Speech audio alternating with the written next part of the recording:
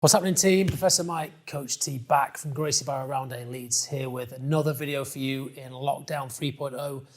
Back to the basics again. In fact, this is probably the most basic of kind of videos I've done and conversations, and it's how to roll. Okay, I'll caveat this straight away by saying in lots of different academies, there's lots of different rules. If you've been training jiu-jitsu a while, this video is not for you. But a lot of our members are brand new, they're new to jiu-jitsu, right? And perhaps they're a little bit unsure about what rolling is and what kind of goes on in the melee when they see all these people rolling around when we get back to contact training. We can't wait for that, right? So what is rolling? Well, it's the kind of jiu-jitsu term for sparring. And there's different types of rolling in our gym. And again, everything I talk about in this short video will be relevant to our gym. But it's kind of consistent across a lot of places as well. Okay, so two different types of training we do here.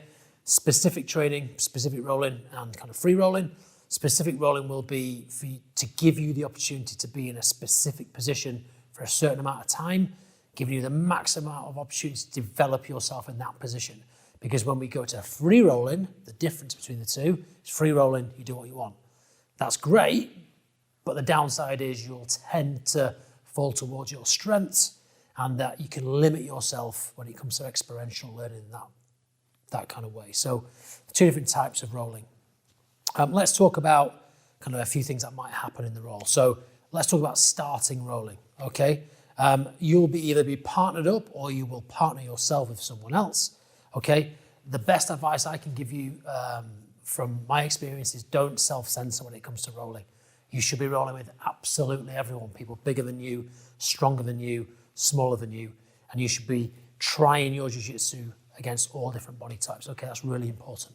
Okay, to start rolling in our gym and in pretty much every single gym in the world, you'll do a slap and a fist bump. Okay, so expect to do that, and that's a kind of a signal to your training partner that we're good to go, we're ready to go. And as soon as that happens, we're going, right? Coach T and I are both at the moment, if we move back slightly, both on our knees. Okay, typically when we're new to jiu-jitsu, we want to play on top because it feels less claustrophobic, we have gravity on our side, etc., etc. So we see a lot of new people to jiu-jitsu starting from their knees and staying on their knees. Okay, so Coach, see if you come a bit close to me, mate, and we're gonna start rolling. We would kind of fist bump here, we'd kind of lock horns, and there'd be this kind of pull-push kind of battle here. Neither one of us wanting to take the bottom position, because if we haven't got a guard yet, a good guard retention game, the likelihood is we'll get our guard passed.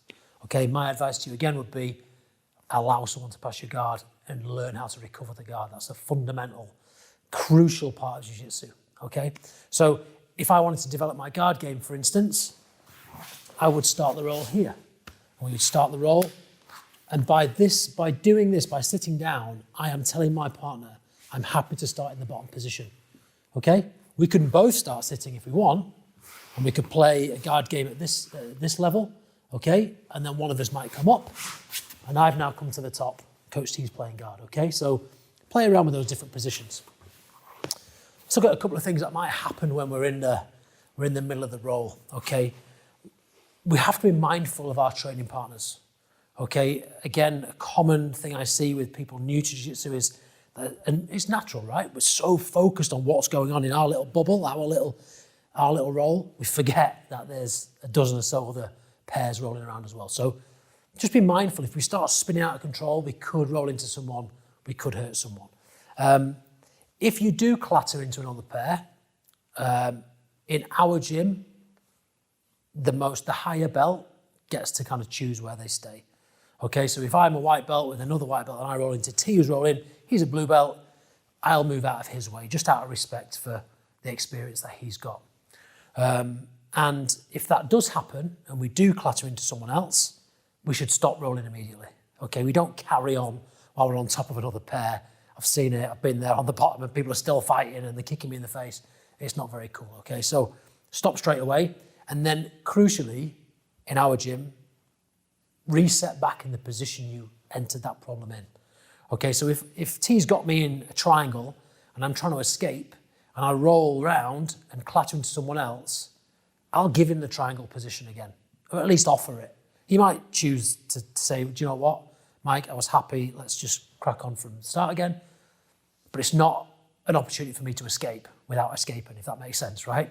It's a bit of a cheat. Same goes for if you roll into the wall and you get stuck in the wall. We move away from the wall, we fist bump, and we start again from that position. Okay, it's not an opportunity to slither up to the wall so you can escape mount. That doesn't do anyone any favours, certainly not your escape practice. So those are the kind of main things. Oh, one more. Maybe we start and Coach T stands up. So we start rolling, he stands up, okay, because he wants to pass with mobility. That's totally cool. But if I stand up, now we've got a problem, because now we've got two people entering into a takedown battle with other people potentially on the floor rolling. So if that happens, I will just sit back down again. Or if someone's got experience, T will probably sit back down because he knows this isn't good, okay? Obviously, if we're drilling takedowns, if we're specific training from the feet, that's totally fine. And we want to do that in jiu-jitsu. But if we're in kind of a free rolling environment and we haven't got a lot of space, in our academy, we'd be starting from the knees 9 times out of 10, unless I specifically ask you not to. Okay? And I think that's it. The only other thing I would talk about, and I think this is really, really important, and it's just my belief, and I believe in the 80-20 rule, okay, when it comes to rolling. So what I mean by that, if you're a fell runner, long distance runner, the common train of thought now, the kind of agreed way to train is an 80-20 rule, 80 being long, slow, 20 being high intensity. Okay, so you can't train at 100%. You can't train all of the time at 100%. It's not good for you, okay? And in rolling, that's really bad, not only for your physical health and safety, but also for your development. Because if you are rolling at 100% or 90% or even 80%, you're so focused on the win here and now, your brain hasn't got the bandwidth to be thinking about the problems that you're faced with, particularly if you're new to jiu-jitsu. Okay, perhaps if you're more experienced, you can dial it up a little bit and still have the brainwaves to think. But when you're new, you need to be putting a lot of thought into what's going on. So my advice to you would be 8 rolls out of 10 should be at a lower level of intensity. And I'm talking 65%, maybe even less, maybe 50, why not? Okay, and give yourself chance to think. Enjoy the experiential learning process, put yourself in bad positions, figure out the problems, and enjoy that. Don't worry about tapping, that's part of the process. Okay, but put yourself in that position where you can get the most development. And then 2 rolls out of 10, agree with your partner, let's have it, let's go for it. And let's see how your jiu-jitsu stacks up against someone who's putting back 100%, okay, or close to. All right, tap early, enjoy the process, and enjoy your rolling, because it's the best part of jiu-jitsu. Okay, guys, all the best, have a great time, and we'll see you on the mats very soon, hopefully. Take care.